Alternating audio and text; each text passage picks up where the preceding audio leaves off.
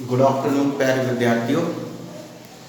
पिछली बार हमने अपने एडवर्ब क्लॉज ऑफ कंडीशन के बारे में पढ़ा था और हमने ये जाना था कि एडवर्ब क्लॉज ऑफ कंडीशन में किन किन कंजंक्शंस का प्रयोग किया जाता है।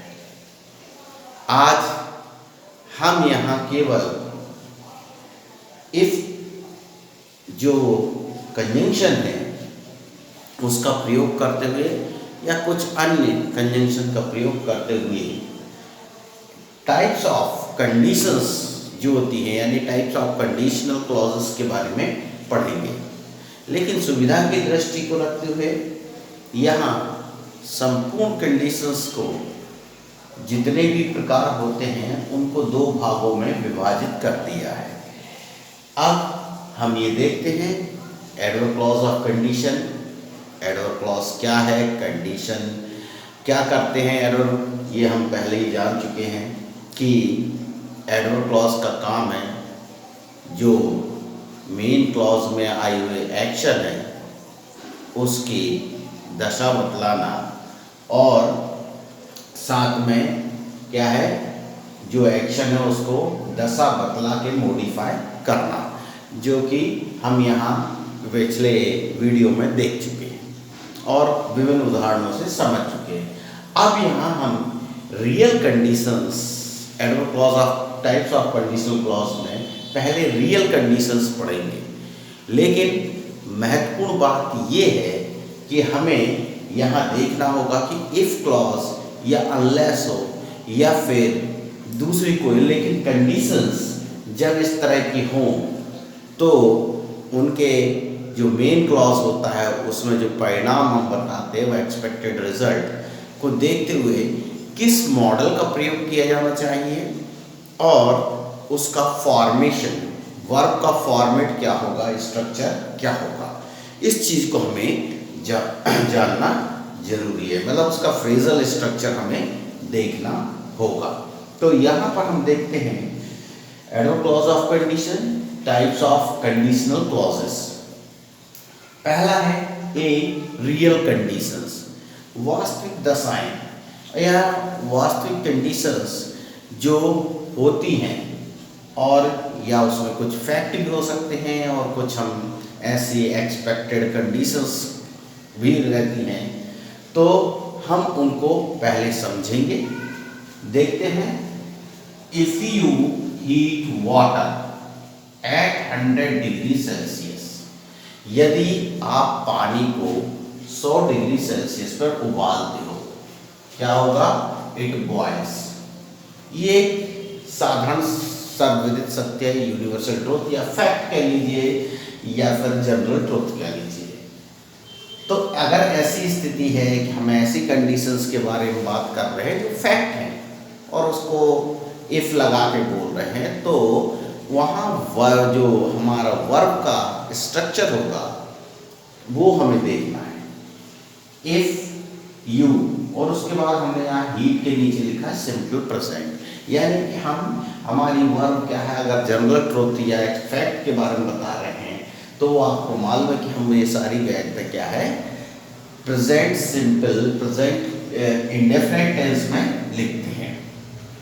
तो उसका जब मेन क्लॉज आएगा यानी कि इंडिपेंडेंट क्लॉज वो भी सिंपल प्रेजेंट में होगा, जैसे आप देख रहे हैं यहाँ हीट है और यहाँ बॉयल्स है। अब इसके बाद दूसरा क्या है, if you try harder you will fly higher.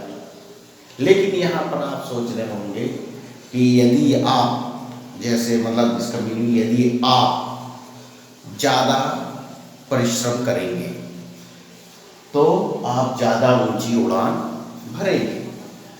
तो यदि आप यहाँ पे देखें तो यहाँ पे भी सिंपल प्रेजेंट है, पर यहाँ हमने इसको फ्यूचर सिंपल का प्रयोग किया है क्योंकि ये फैक्ट नहीं है कि हम 100 डिग्री पे जैसे पानी को उबालते हैं तो पानी 100 डिग्री सेल्सियस पर अगर पानी को गर्म करते हैं तो वो उबल जाता है, ये तो फैक्ट है, होना ही है।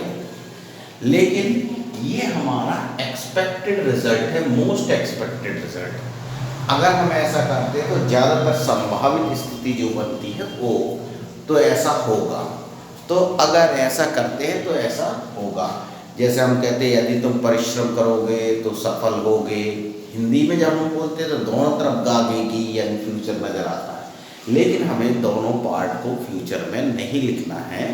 जो ज़्यादातर एडवर्ब क्लॉज में जो हमारा क्या है एडवर्ब क्लॉज होता है वो प्रेजेंट टेंस में लिखते हैं, तो उसका क्या है यहाँ फ्यूचर टेंस होता है। अगर वो पास्ट टेंस में है तो फिर वो मॉडल इन्हीं विल का वर्ड या कैन का कोड सेल का शुड जो अभी हम देखने जा रहे हैं किस तरह से। तो ये मोस्ट एक्सपेक्टेड कंडीशन होने पे विल प्लस फ्लाई ये हमने लिखा हुआ है, और वैसे इसमें और भी लिखा है कि मॉडल प्लस V1, लेकिन ये एक्सपेक्टेड कंडीशन है। दूसरा अगला तीसरा नंबर देखते हैं, इफ यू रन फास्ट, यदि आप तेज भागते हैं, तो ये भी सिंपल प्रेजेंट है। You can catch the train, आप ट्रेन पकड़ सकते हैं। अब यहाँ हमने विल का प्रयोग नहीं किया है, यहाँ मॉडल प्लस V1 लिखा हुआ है। क्यों? ये expected result based on ability, ये मोस्ट एक्सपेक्टेड रिजल्ट था, ये expected result on based on ability capacity. कुछ परिणाम ये होते हैं कि हम अगर ये परिस्थिति बनती है या मान लीजिए ऐसी रियल कंडीशन यदि अगर अपन ऐसा करते हैं, इसलिए क्योंकि ऐसा करते ही है मतलब इमेजिनरी नहीं, ये कंडीशन हम सामने रख रहे हैं, दशा रख रहे हैं, परिस्थिति को जन्य कर रहे हैं, तो उसका संभावित परिणाम जो है वो क्या है, मोस्ट एक्सपेक्टेड रिजल्ट क्या है, कैन कैच द ट्रेन। पर ये हमारी एबिलिटी पर आधारित है, इसलिए कैन मॉडल जो है एबिलिटी को दर्शाता है, कैपेसिटी को दर्शाता है, तो वहाँ हमने कैन का प्रयोग किया।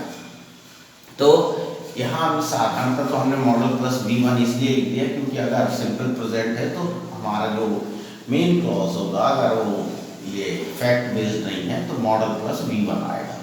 अब ये डिपेंड करता है कि हम वहाँ पे जो सेकेंड पार्ट है जो एक्सपेक्टेड है, मतलब जो उसका परिणाम जहाँ पर दिखा रहे हैं वो किस तरह का है, क्या वो हमारी एबिलिटी पर बेस्ड है, क्या मोस्ट एक्सपेक्टेड रिजल्ट है, क्या फैक्ट है, उसके अनुसार वहाँ मॉडल का इस्तेमाल किया जाए। मतलब इट डिपेंड्स ऑन मॉडलिटी, वो मॉडलिटी पे डिपेंड करेगा। लेकिन हाँ वर्ब फर्स्ट फॉर्म रहेगा। इफ ही सेज सॉरी, यदि वो सॉरी कहता है, देन यू शुड और मस्ट फॉरगिव हिम, यदि वो आपसे सॉरी कहता है तो आपको उसे माफ़ कर देना चाहिए या ज़रूर माफ़ कर देना चाहिए।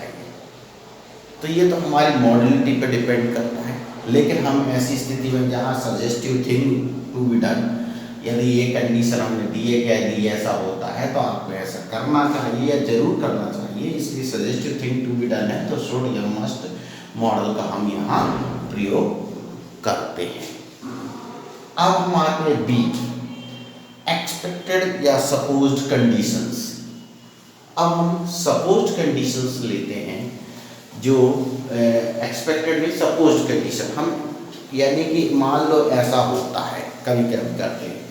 तो अब हम ये देखते हैं, if I one a lottery, यदि मैं लॉटरी जीत जाता हूँ या लॉटरी लग जाती है, यदि मेरी लॉटरी लग जाती है, लगी नहीं है, एक हमने सपोज्ड कंडीशन है, मान लिया, काल्पनिक स्थिति है, इमेजिनरी कंडीशन है, हो सकता है लग जाए, मतलब ये लिखा हुआ इमेजिनरी कंडीशन में बिकम ट्रू, सही हो जाए।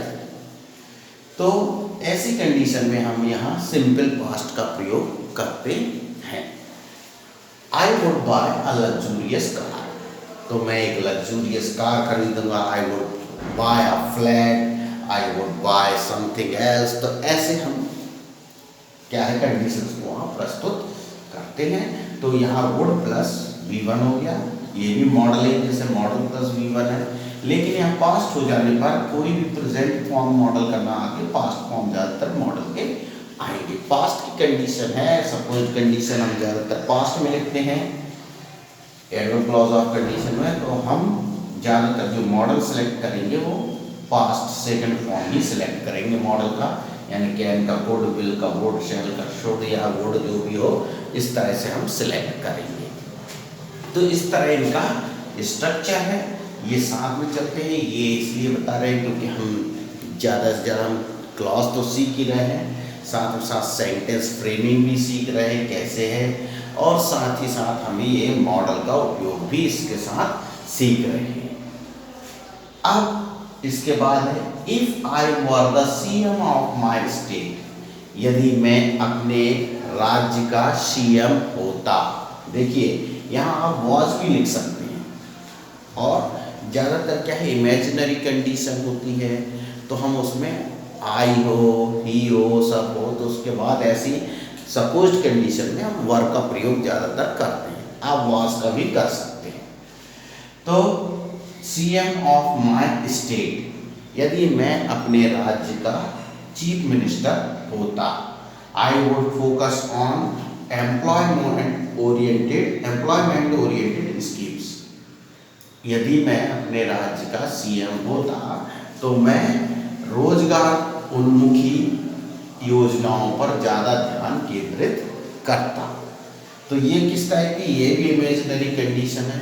आज बच्चा है, विद्यार्थी, हो सकता है कल बन जाए सीएम, हो सकता है जो हम कल्पना कर रहे हैं वो साकार हो जाए, तो ऐसा करता। तो अभी है नहीं, लेकिन ये सब अभी क्या सपोज्ड कंडीशन है, मान लो की स्थिति है, काल्पनिक स्थिति है। ये हमने यहाँ पर देखा। इसके अलावा और भी क्या है सपोज्ड इमेजिनरी कंडीशंस होती हैं। ये सपोज्ड कंडीशन में तो हमने ये देखा कि जो अभी आज वर्तमान में तो नहीं हो सकता है, भविष्य में हो जाए। लेकिन मान लीजिए ऐसी कोई कंडीशन जो भूतकाल से रिलेटेड और भूतकाल में करने की बात यही नहीं, तब क्या करेंगे? और हम भूतकाल की उस परिस्थिति के बारे में बात करते हैं। जैसे उदाहरण के लिए हम पहले जो है उदाहरण के लिए हम ले लेते हैं, if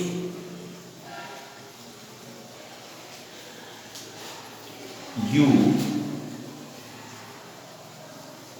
had met me a day earlier,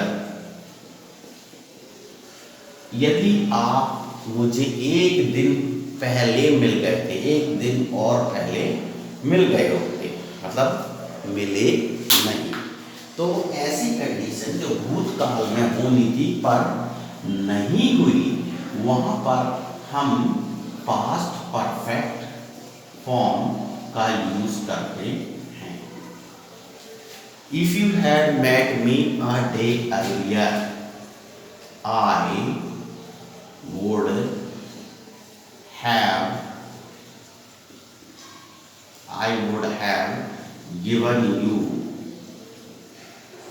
given you that book। यदि आप एक दिन पहले मिल गए होते तो मैंने आपको वो पुस्तक दे दी होती। ये जो भूतकाल की है, जो होना चाहिए था या जो करना था या कर सकते थे पर नहीं किया, और जो संभावित परिणाम जो उसका प्राप्त करने की इच्छा थी वो भी मिला, या नहीं मिलना था वो परिणाम मिला। जो हम एक्सपेक्टेड यानी जो परिणाम की उम्मीद थी जो मिलने की वो नहीं मिली, या जो नहीं होना था जो परिणाम वो परिणाम हो गया। तो ऐसी कंडीशन में अगर ऐसे वाक्य भी हम लिखते हैं, भले ही आगे क्लॉज ना हो, अगर ऐसी कोई कल्पना करते हैं वाक्य लिखते हैं तो model plus have plus V3 का हम उपयोग करेंगे। ये जो आप देख रहे हैं ये हो सकता है model plus have plus V3। अब पैसिव वॉइस हो जाएगा तो क्या है, पैसिव फॉर्म होगा तो इसमें भी पास्ट परफेक्ट पैसिव फॉर्म भी उसका हो सकता है। यानी कि यहाँ ऐसा भी हो सकता है कि model plus have been plus V3 भी आ सकता है। ये वो दशाएं हैं जो भूतकाल में, इसको हम बोलते हैं कौन सी, इम्प्रॉबेबल कंडीशन। इम्प्रॉबेबल कंडीशन मतलब ये हो गया, अब इसमें केवल हम ऐसी सपोजिशन, ऐसी उम्मीद कर सकते हैं या ऐसा मान सकते हैं। अगर होता, कई कहते हैं अगर मैं मेरी जगह होता तो उसको 2 झापड़ मार देता, ना तो मैं उसकी जगह था ना मैंने मारा। ठीक है, तो ऐसी कंडीशंस के लिए हम क्या है, यहाँ पास्ट परफेक्ट का यूज करते हैं और यहाँ जो भी सूटेबल मॉडल है और उसके साथ हैव प्लस V3, अगर पैसिव गाइड की कंडीशन है तो हैव बीन प्लस V3 का प्रयोग होता है। अब इसके बाद हम ये भी देख लें, कई वक्त क्या होता है कि इमेजिनरी कंडीशन जो रहते हैं, अभी आपने ये देखा, ऐसा भी होता है कई जगह हैड यू मैन, मतलब इफ का प्रयोग ना करके यहाँ का जो मॉडल है सीधे उसको इफ के समतुल्य रख दिया जाता है। ऐसे भी बनाए जाते हैं head of verb of condition, had you man me a day earlier. तो ये भी आई वुड हैव जो है गिवन यू दैट बुक, ऐसे भी लिखे जाते हैं कि डायरेक्ट हैड का प्रयोग वहां कर लिया जाता है। ऐसे भी लिख सकते हैं एडवर्ब, क्योंकि हैड को ही इफ के बराबर मान के काम है। कई जगह वर्ब को भी हम उसके तुल्य काम कर सकते हैं कि वहाँ से वाज या वर्ब उठा के इफ की जगह लिख दें, तो वो भी सही है, क्योंकि इमेजिनरी कंडीशन वो इफ की तरह काम करते हैं। अब कुछ ऐसी कंडीशंस होती है जिसकी चर्चा हम कर रहे हैं, लेकिन अब उस जनरली हमारे उसमें नहीं होता। लेकिन कभी मान लीजिए कि एक कल्पना ऐसी जो लिटरेचर साहित्यिक भाषा होती है, पुरानी कुछ कविताओं या ड्रामा में ऐसे साहित्यिक रूप में उसको मिल जाना। कुछ परिस्थितियाँ जन्य होती हैं कि सामने हम क्या है अपनी क्या असमर्थता व्यक्त करते, कुछ नहीं कर पाते और सोचते कि काश मेरे पास ऐसा होता है, मैं ये होता तो मैं ऐसा कर देता।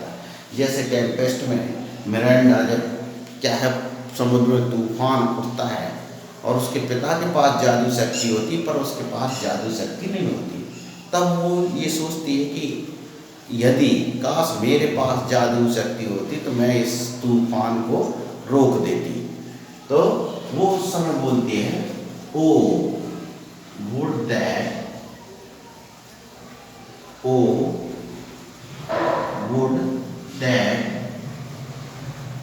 आई बी, क्योंकि बी के साथ आप वर्ब नहीं लिखेगा, would that I be a magician, I would have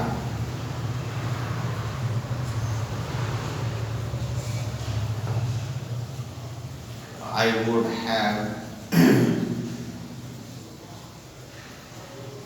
calmed down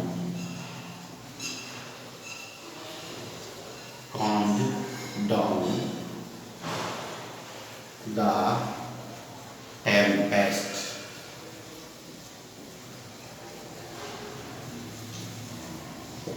तो ये भी एक तरह की काल्पनिक है, सपोज कंडीशन है, लेकिन अब यहाँ पे आप देखना होंगे कि सिंपल पास्ट परफेक्ट नहीं है, पर ये यहाँ पे क्योंकि अगर वो सामने खड़ी है लेकिन वहाँ भूतकाल की बात नहीं, वो वर्तमान की बात कर रही है। लेकिन अगर वो शक्ति होती तो अभी तक ऐसा हो गया हो। अगर ऐसी कंडीशन है तो फिर यहाँ भी वो मॉडल प्लस है प्लस बी प्लस V3 का प्रयोग किया जाता है।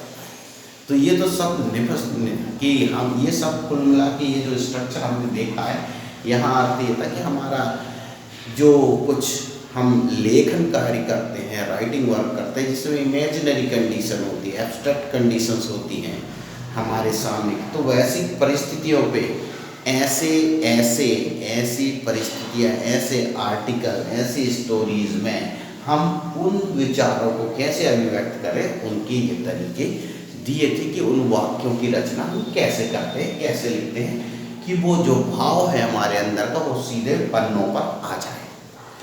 तो ये उनकी दशाओं के लिए हमने ये सारी discussions adverb clause of conditions किए। हमने पहले ही बोला था कि अब एडवर्ब क्लॉज ऑफ कंडीशंस को बहुत ध्यान से देखिए, इनमें तरह तरह के कंजंक्शंस आएंगे, हमारे एग्जाम में भी पूछे जाते हैं और साथ में हमें लिखने में काफ़ी मदद करते हैं। अगर हम अपने लेखन कार्य में दुरुस्त होना चाहते हैं, काफ़ी मदद चाहते हैं, तो हमें इन चीज़ों का ध्यान रखना होगा। और ऐसे वाक्यों की आप काफ़ी कल्पनाएं करते हैं, लिखिए, ढेर से वाक्यों में प्रैक्टिस कीजिए और सोचिए किस दशा के वाक्य हैं, तो आप बहुत ही अच्छी तरह से लंबे लंबे वाक्य बना सकते हैं और बढ़िया फील कर सकते हैं कि हाँ, मैं जो चाह रहा था वो पन्नों पर आ गया है। तो प्यारे विद्यार्थियों, आज के लिए इतना ही, और एडवर्ब क्लॉज ऑफ कंडीशन यहाँ हम खत्म करते हैं। नेक्स्ट वीडियो में जो भी है एडवर्ब क्लॉज ऑफ रिजल्ट या जो भी है वो उसको लेकर हम आएंगे, हिंदी मीनिंग के साथ साथ अंग्रेजी में उसका इस्तेमाल, और साथ ही हमारी भाव अभिव्यक्ति को सीखना आवश्यक है। Thank you very much.